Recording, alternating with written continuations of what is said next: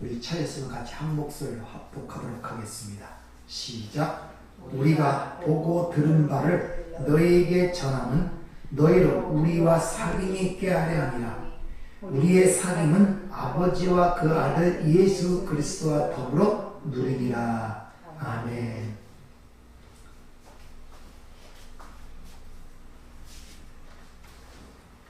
마태복음 5장 시작되는 산상수, 팔보로부터 시작되는 산상순이 7장의 집 짓는 얘기로 끝이 납니다. 거기에 보면 모래 위에 세운 집, 반석 위에 세운 집, 그리고 그렇게 결론으로 끝나는 걸 볼 수 있습니다. 구약 전체를 하나로 요약하면 하나님의 집 짓는 이야기예요. 그런데 그게 실패하기 때문에 예루살렘 성전이 파괴되고 거기 다 모든 게 닫혀버리죠. 그래서 집 짓는 얘기가 구약의 얘기고 신약의 얘기도 마찬가지입니다. 그래서 집을 어떻게 짓느냐를 얘기를 하는데 그 집 짓는 이야기를 많은 사람들이 잘못된 오해를 하죠. 내 말을 듣고 행하는 자가 반석 위에 세운 집이다 이런 말을 듣고 마치 인간의 행위에 의하여 그 집이 올바로 세워지는 것처럼 많은 사람들이 이야기를 하고 오해를 하고 있다는 것입니다. 거기서 내 말을 듣고 행하는 자, 이 행한다는 단어가 포이에오라는 헬라어가 사용되는데 만들다 또는 창조하다 뜻이, 그러니까 내 말에 의하여 세워지는 집을 이야기하는 거예요. 그게 반석의 집입니다. 그래서 반석이라는 말도 고린도전서 10장 몇 절입니까? 그 10장에 보면 바로 반석도 예수 그리스도라 그러고 또 고린도서 3장에 보면은 이 터 위에는 다른 세울 자가 없다고 그러죠. 그 터가 예수라고 또 분명히 얘기를 하죠. 그러니까 하나님의 말씀이라는 토대 위에 세워지는 집이 반석 위의 집이지 내 말을 듣고 행하는 자를 그 문자 그대로 봐서 인간의 행위에 의하여 세워지는 집이 아님을 여러분이 분명히 아셔야 됩니다.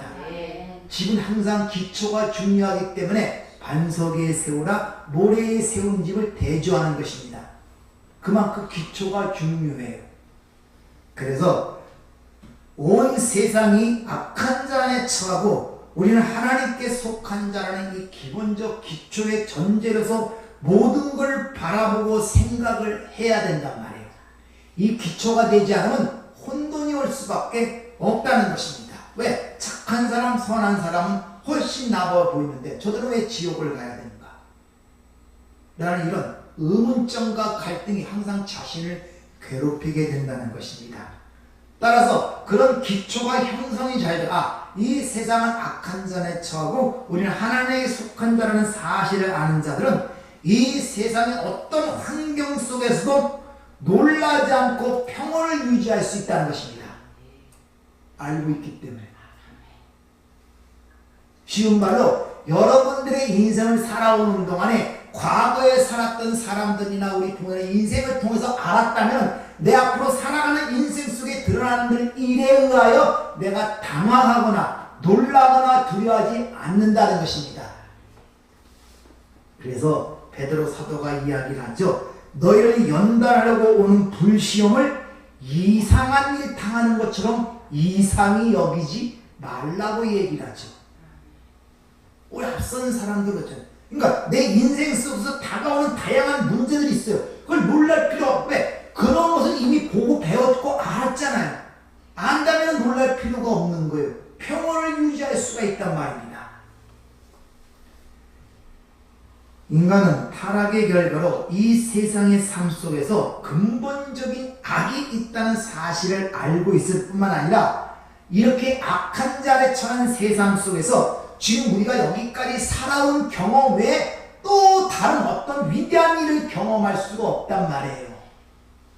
그 이상은 기대하면 안 된다는 거예요, 여러분들. 또 뭘 기대하겠습니까? 뭘 새로운 기대할 일이 있습니까? 그게 이 온 세상에 악한 자에 처했다는 거예요. 그런 진리가 토대가 깔리지 않으니까 자꾸 이상한 일 당하는 것 같고 나 혼자 그런 일 만나는 것 같고 무섭고 두렵단 말입니다. 하나님의 백성들은 그러한 세상 속에서도 감사하게 우리가 이 세상으로부터서도 누릴 수 있는, 이길 수 있는 기쁨과 평강이 우리에게 주어져 있고, 그런 세상 속에서도 올바른 길을 걸어갈 수 있도록 성령의 인도함을 받고 있다는 사실입니다. 그래서 기쁨을 주시는 거예요. 세상을 이길 믿음을 주시는 거예요. 그래서 우리가 항상 말씀의 빛을 갖고 살아가는 것입니다. 그래서 119편은 전체가 말씀에 대한 이야기, 복 있는 자는부터 시작한 것부터, 그래서 말씀이 살린다고 얘기도 하고, 위로한다고 얘기하고, 인도한다고도 얘기하고, 치유한다고도 얘기하고, 내 삶의 빛이고 등불 얘기하고, 그게 모든 우리의 삶을 주관한다고 성경은 우리에게 일러주고 있다는 것입니다. 따라서 복음이라는 것은 우리에게 왜 이 세상이 이러한 지경에 이르게 되었는가를 분명히 설명해 주고 있기 때문에 세상을 알 수가 있단 말이에요. 놀랄 필요가 없다는 것이죠.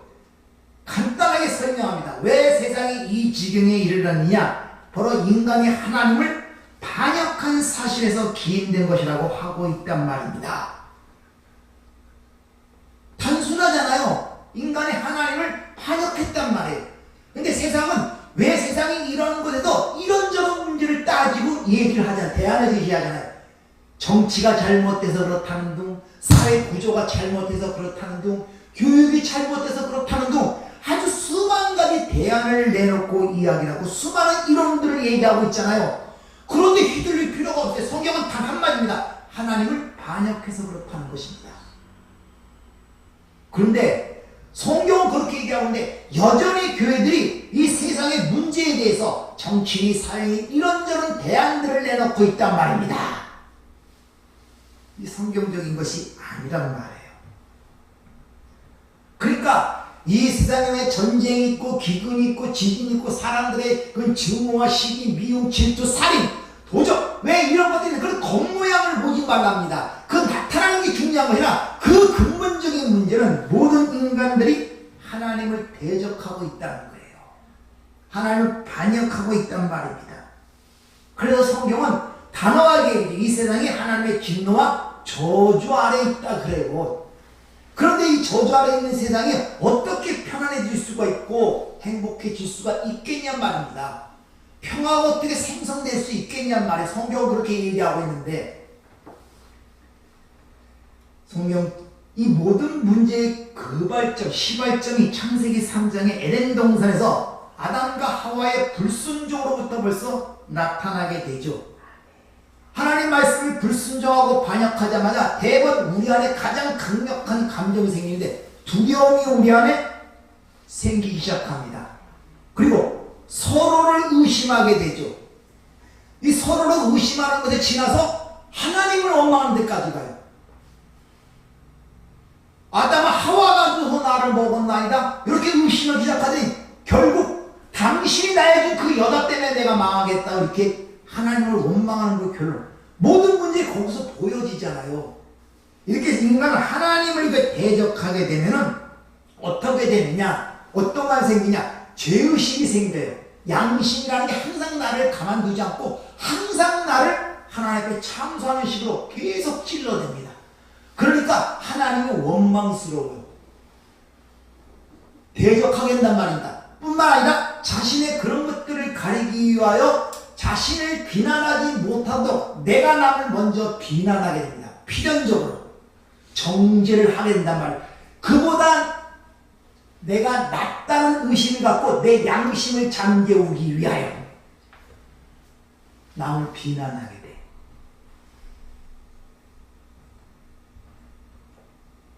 따라서 인간의 행복과 마음의 쉼과 안식이라는 것은 유일한 것은 하나님과 연합된 삶 속에서 하나님이 요구하시는 말씀에 순종할 때만이 가능하다는 것을 성경은 우리에게 가르쳐주고 있단 말입니다. 아무리 교육을 잘 시켜도 안 돼요. 이 세상은 하나님을 거스려 대항하였고 따라서 불행을 자초했단 말입니다. 성경은 여기에 대해서 논쟁하지 않습니다. 다만 그렇게 선포할 뿐이에요. 현재 이 세상의 모든 상태는 이것을 증명하고 있단 말이에요. 너희들이 아무리 땅과 피를 수고를 하더라도 땅은 너에게 뭡니까? 엉겅퀴와 가시덤불. 무슨 말입니까? 마음의 진정한 행복과 안식과 쉼을 주지 못한다는 거예요. 기쁨을 주지 못한다는 거예요. 그래서 이 땅에서 아무리 열심히 해서 돈을 벌어 회장이 돼도 마음의 진정한 기쁨과 쉼과 안식과 행복이 없는 이유가 바로 그렇단 말입니다. 그거는 인간의 마음에 행복을 줄 수가 없단 말이에요. 그러니까 우리가 이런 사실을 안다면은 누구를 원망하거나 탓할 필요가 없어요. 이게 모든 게 인간의 죄 때문에 일어났고 세상이 그 죄 때문에 이런 문제가 됐고 그런 세상에 살고 있기 때문에 남을 탓할 필요가 없단 말입니다. 이것이. 이걸 모르기 때문에 자꾸 남을 탓하는 거예요. 그것이. 왜? 문제가 거기 있는 줄 알아요. 자, 이런 세상이라는 것을 여러분이 인식하고 알았다면 유일하게 우리가 안 자잖아요. 그럼 교회가 이 세상을 향하여 어떤 메시지를 던져야 됩니까? 예? 이 세상이 정치가 잘못됐고 사회가 잘못되고 교육을 잘못시켜서 이런 문제가 생겼다. 그런 것들을 지적하고 그런 대안들을 내놔야 되겠습니까? 아니잖아요.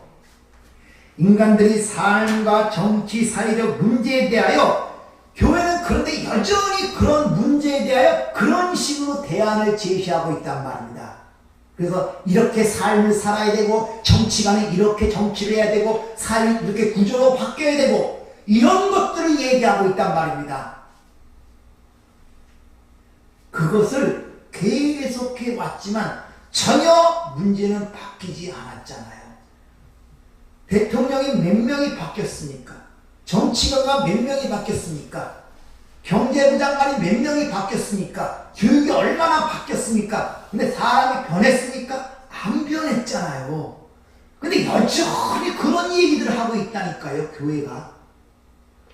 근데 사람들이 그렇게 알아듣고 그렇게만 바라보고 있어요. 하나님과의 불순종, 하나님의 대적, 하나님과의 교제라는 근본적 이 문제들은 야의 인식조차도 안 해요.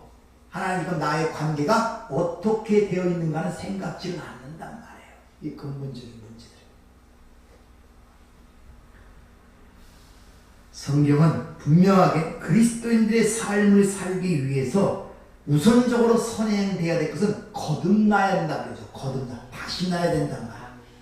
그렇게 그리스도를 믿지도 않고 그리스도를 주로 인정하는 세상에 대하여 기독교적인 삶을 살라고 얘기하는 것은 이단이에요. 이단이요. 그들이 어떻게 기독교적인 삶을 살 수가 있어요. 거듭나지도 못했는데 예수를 주라 인정하지도 않고 그리스도를 믿지 않는 그들에게 이런 기독교적인 삶을 살라고요? 그런 논리가 어디 있습니까? 죽은 자에게 무슨 살아있는 자의 삶을 살라고 얘기할 수 있겠냔 말입니다. 여러분도 그런 실수를 많이 하잖아요.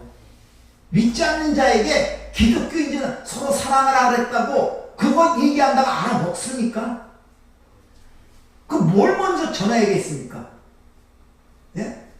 예수를 믿게 해야 돼요. 복음을 전해야 된단 말입니다. 근데 여전히 세상적으로 가르치려고 그래. 사람이 됐으면 그렇게 살아면 안 돼. 이렇게 살라고. 그 사람은 그거 몰라서 그렇게 못 삽니까?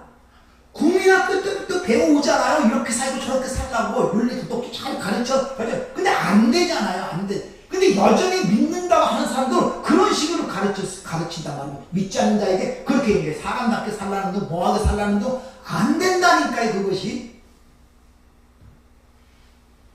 예수를 믿게 해야 돼요. 네. 거듭나야 됩니다. 네. 여러분. 이렇게 세상이 변화돼서 하나님의 말씀에 순종하여 새로운 세상으로 변화될 것이라는 이런 것이 바로 해방신학 또 사회복음이라고 그래요. 잘못된 신학들의 전부다. 이게 외부적으로 보면 대단한 것 같죠? 사회를 좀 변화시켜서 행복한 세상을 만들고 인간들의 자유를 존중해주고 범죄하는 사회를 만들고 그게 만들어지냔 말이에요. 그게 나쁘다는 것이 아니라 우선순위가 잘못 잘못됐단 말입니다. 안 믿는 사람들은 예수를 모르고 믿지도 않으니까 할 수 없다 하지만 믿는 자들은 그래도 우선순위가 뭔지를 알아야 돼. 먼저 그의 나라와 그 의를 구하라고 분명히 얘기하는데 왜 그것은 뒤쳐져 놓고 세상 사람과 똑같이 세상에 대해 얘기하고 이야기를 하냐 말이야. 왜 믿는 자들이 왜 그런 식으로 세상을 바라보고 사람을 바라보고 모든 문제를 바라보냔 말이에요. 세상 사람처럼 다르게 바라봐야지. 이게 그러니까 문제란 말입니다. 이것이.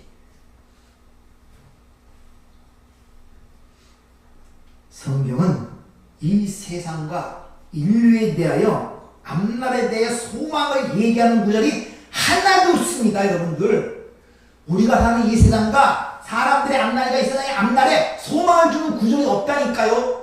장망성이란 말입니다. 장망성. 하나님의 심판과 저주와 멸망만이 기다리고 있는 것이 세상이고 안 믿는 자들의 앞날의 미래란 말입니다. 그러면 하나님께 속한 자라는 사실을 여러분이 꼭 기억하신다면 어떤 것을 먼저 바라보고 어떤 말씀을 먼저 들어야겠습니까? 앞에서 얘기했죠. 이 세상의 문제가 뭐라고요? 하나님을 거스리고 대역하고 반역한 사실이 있단 말이에요. 그게 문제라 그랬잖아요. 그럼 제일 먼저 붙들어야 할 문제가 뭐겠습니까? 최우선적으로 하나님과의 교제, 하나님과의 화목이 최우선이란 말이에요. 이것이 그 메시지를 붙들어야 된단 말입니다. 왜? 그 하나님과 화목하게 되는 절대 인간이 원하는 행복과 평안과 쉼이 없기 때문에 그렇단 말이에요. 그리고 진정이 세상 사람들과 모든 게 가장 필요한 세상이 필요한 하나님과의 교제, 하나님과의 연합에 있다는 사실을 안단 말입니다. 왜? 하나님과 연합되지 않고는 하나님과 화평을 이루지 않고는 사람 간의 화평이 절대 이루어질 수가 없기 때문에 사람 간의 문제를 먼저 해결하려고 하지 말고 하나님과의 나의 관계를 먼저 잘 설정하면 사람과의 관계는 저절로 잘 됩니다. 이건 생각 안 하고 사람 간의 관계 속에서만 생각을 하니 문제가 해결이 안 된단 말입니다. 사도 바울이 에베소 2장에 이렇게 얘기하면 한번 찾아보세요. 에베소 2장 13절 18절. 에베소 2장 13절부터 18절까지 말씀을 보도록 하죠. 같이 읽어볼까요? 이제는 전에 멀리 있던 너희가 그리스도 예수 안에서 그리스도의 피로 가까워졌느니라. 그는 우리의 화평이신지라. 둘로 하나를 만드사 원수된 것을 중간에 막힌 담을 자기 육체로 보시고 법적으로 된 계명의 율법을 폐하셨으니 이는 이 둘로 자기 안에서 한 세 사람을 지어 화평하게 하시고 또 십자가로 이 둘을 한 몸으로 하나님과 화목하게 하려 하심이라. 원수된 것을 십자가로 소멸하시고 또 오셔서 먼 데 있는 너에게 평안을 전하시고 가까운 데 있는 자들에게 평안을 전하셨으니 이는 그로 말미암아 우리 둘이 한 성령 안에서 아버지께 나아감을 얻게 하려 하심이라. 지금 아버지와의 교제가 그 독생자이신 예수 그리스도로 말미암아, 즉 우리의 구원자신 예수로 말미암아 가깝게 화목하게 되었다 그러죠. 그런 자들만이 화목해 하는 자의 사도가 되어 사람들 간에도 화목할 수가 있단 말이에요. 다시 말하면 하나님과의 교제와 화목된 결과가 이 보이는 세상에서 어떻게 드러나냐? 이웃 간에, 사람 간의 화목함으로 드러나는 거예요. 그래서 저기 산상수훈에서 팔복에서 화평케 하는 자는 하나님의 아들이라 이끌을 받게 하려고 얘기한 거잖아요. 그러니까 하나님과 어떻게 화평케 되고 하나님과 교제가 형성 잘 이루어지는가는 영적인 문제이기 때문에 잘 보이지 않지만 그것이 내게 진정 이루어졌다면 사람 간의 관계 속에서 그게 드러나는 증거로 주어지기 때문에 이웃사랑이 곧 하나님의 사랑이라고 이야기를 하는 것입니다. 그러니까 사람 간의 잘못된 관계가 거기에 알결하게 목매이지 말고 일단 하나님과의 나의 교제와 관계 속에서 먼저 문제를 보란 말이에요. 근데 이 관계는 안 보이니까 사람 관계 속에서는 보고 사랑하려고 그러고 화목하려고 그러는데 그게 힘으로 됩니까? 아니죠. 그리스도 예수 안에서 피로 가까워져야만이 그게 가능하단 말입니다. 네.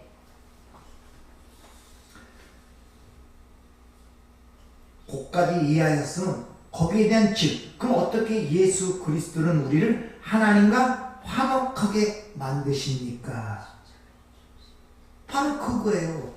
교회가 그걸 전해야 된단 말입니다. 그 화목해 하는 그것을 전해야 된단 말입니다. 예수 그리스도가 누구신가, 그분이 이 땅에서 행하신 일이 무엇인가를 전하는 것을 복음이라고 하는 거예요. 그것만이 하나님과 화해하고 교제를 할 수 있는 유일한 길이기 때문에 교회는 그것을 이야기를 하는 곳이란 말입니다.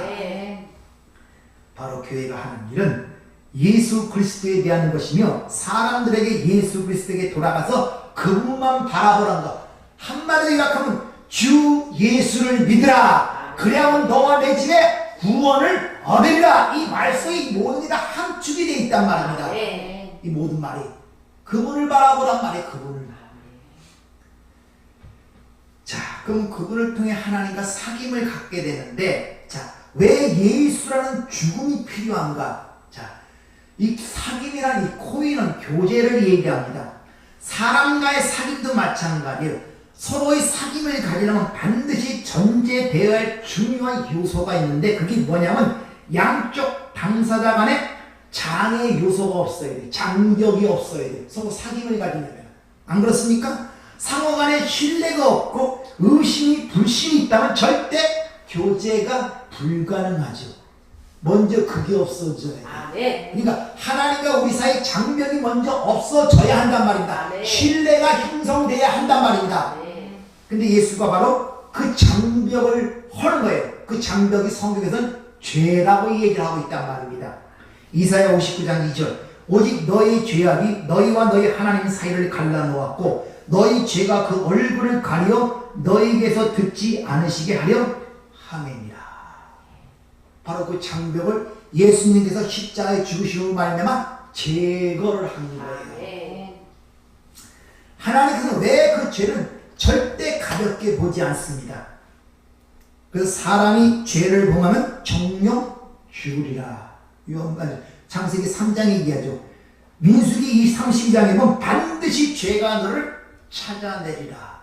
이렇게 얘기합니다. 하나님은 죄를 절대 가볍게 보지 않는단 말이에요. 따라서 창세기 3장 인간이 죄를 범함으로 말미암아 죄가 들어옴으로 사망이 와버린 거예요. 근데 그 죽음이라는 것은 어느 한 부분의 죽음이 아니라 전인적 죽음, 육체적 죽음과 영적 죽음을 가져온 거예요. 그 중에서 영적 죽음이라는 것은 하나님과의 교제가 단절했단 말이에요. 이게 장벽이란 말입니다. 근데 예수 그리스도께서 그것을 십자가에서 그 죄의 장벽을 제거하셨단 말입니다.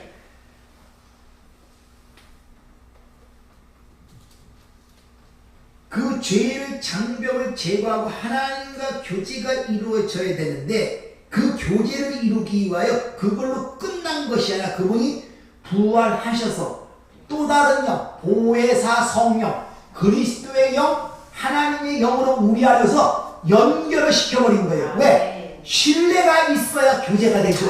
근데 우리 육으로는 영의 그분을 신뢰할 수 없어. 그분을 신뢰. 그러니까 우리 안에 들어와 우리 안에 연합이 되어버린 거예요. 연합이 되었는데 아직도 이 썩은 육신을 갖고 죄된 육신을 갖고 살고 있기 때문에 실수나 죄를 범할 때가 많기 때문에 그분이 우리의 대언자가 되어 죄를 범할 때마다 우리 대신 그 앞에 우리 죄를 용서해 주시는 분으로 하나님의 보호자 우편에 계시단 말입니다. 이 이야기가 이제 요한에서 2장에 나오고 있단 말이에요. 이게 얼마나 감사한 일이에요. 이것이. 그러니까 우리는 죄를 안 질 수는 없어요. 쥐지만은 우리 대언자가 있단 말이에요. 저는 믿으시고 그러고서 우리 죄를 고백하면 우리 죄를 용서하신다는 약속이 뒤에 나온단 말입니다. 믿습니까? 이렇게 우리가 교제가 회복된 거예요. 그래서 요한에서 2장 2절 그는 우리 죄를 위한 화목제물이니 우리 위만 위할 뿐 아니라 온 세상의 죄를 위하심이라. 따라서 예수 그리스도의 죽으심으로 말미암아 하나님과 우리 사이를 갈등 장벽이라는 문제가 제거돼 버리고 그분이 다시 우리에게 오심으로 말미암아 연합돼서 그분과의 교제가 가능하게 되었기 때문에 이제 하나님의 보좌 앞에 나갈 때는 심판대 앞에 나가는 것이 아니라 은혜의 보좌 앞에 나가 아버지라고 부르며 그분의 도우심과 그분의 복을 받을 수 있는 위치가 신분을 가진 게 저와 여러분이란 말입니다. 믿습니까? 이런 모든 문제를 한나라에 요약해서 잘 아시는 거죠. 요한복음 3장 15절 하나님이 이처럼 세상을 이처럼 사랑하사 독생자를 주셨으니 이는 그를 믿는 자마다 멸망치 않고 영생을 얻게 하려 하십니다. 그러니까 여러분들은 이미 영생을 얻은 자 아니에요. 그러니까 여러분이 이 세상을 지나가면서 눈에 보이는 겉모습이나 나타나는 것들에 흔들리지 마세요. 그건 이미 그렇게 살도록 작정되어 있고 그렇게 살아왔고 그렇게 앞으로도 살아갈 것입니다. 이 세상이 끝날 때까지. 그러나 우리는 거기서 건짐을 받은 자로서 그것에서 건짐 받은 걸 그걸 통해 알기 때문에 오히려 그런 상황 속에도 감사하고 찬양할 수 있는 세상으로 볼 때는 이상한 하나님 나라의 백성들이 된 것입니다. 여러분들이 이 세상을 살아가면서 딴 거 없어요. 복잡한 거 없어요. 예수만 잘 믿으면 기독교 방송을 보니까 나와 같고 나라에 왜 이 모양인가, 오늘날 기독교가 이 모양인가, 뭐 성도의 신앙이 왜 이렇게 그거 된가, 다양한 신학자, 박사, 현직 목회자를 유명한 사람이 나왔고 이런저런 얘기들 많이 해요. 뭐 시대가 어떻고 뭐가 어떻고 그래서 그렇고 요새 또 사회에 대해서 뭐 신망을 잃어서 그렇고 그리스도인의 삶의 모습을 보여주지 못해서 그렇고 다양하게 얘기하지만 그 중에 한 분이 정확하게 지적하더라고요. 딱 한마디예요. 예수 잘 믿으면 다 해결됩니다. 그 말이 맞는 거예요. 잘 믿으면 다 해결돼요. 다 해결됩니다. 그러니까 여러분들 내가 예수 잘 믿기 위해서는 그분을 알려는 사모함이 있어야 돼요. 잘 믿으려면 잘 알아야 되잖아요. 상대방을 믿는 것도 그 사람을 잘 알아서 신뢰가 쌓이고 형성이 돼서 서로 가까워지는 것이지 모르면은 안 되잖아. 예수는 말씀으로 우리 안에 와 계십니다. 그 말씀이 내 안에서 내 것이 되려면 삶과 그것이 부활이 돼야 돼요. 그럴 때 그것이 내 것이 돼요. 그건 바로 내가 그리스도인, 그리스도를 대변하는 그리스도인, 그리고 하나님의 사자로서 이 땅을 살아갈 수가 있다는 말입니다. 여러분들이 그런 걸 하나하나 삶 속에서 보여줄 때마다 너무나 감사해서 이런 감사와 찬양이 나는 삶이 되기를 주 이름으로 축원합니다. 은혜롭고 자비로우신 아버지 하나님 감사를 드립니다. 내가 연약할수록 주님이 강하다는 걸 자꾸 절절히 깨달아가면서 왜 그렇게 감사하고 찬양이 나오는지 모릅니다. 때로는 내 실수, 내 연약함 때문에, 내 부족함 때문에 내가 좌절할 때 있고 낭망할 때가 있습니다. 그러나 그럴 때 나를 도우시고 말씀을 통해 위로하시고 격려하시는 그 주님의 능력을 보게 됩니다. 그럴 때마다 오히려 감사하고 찬양이 나오는 내 자신을 보면서 하나님의 인도하심이 참으로 이런 것이구나 깨달아질 때가 너무나 많습니다. 이런 기쁨이 오늘 이 하루도 충만히 올 수가 있고 이 하루도 하나님께 찬양하고 감사할 수가 있습니다. 한 주간 하루하루 이런 은혜를 맛보이는 한 주간이 될 수 있도록 저희들을 축복하여 주시옵소서. 무엇보다 우리가 살아가는데 이 세상에 많은 어려움이 있음을 주님이 아실 줄 믿습니다.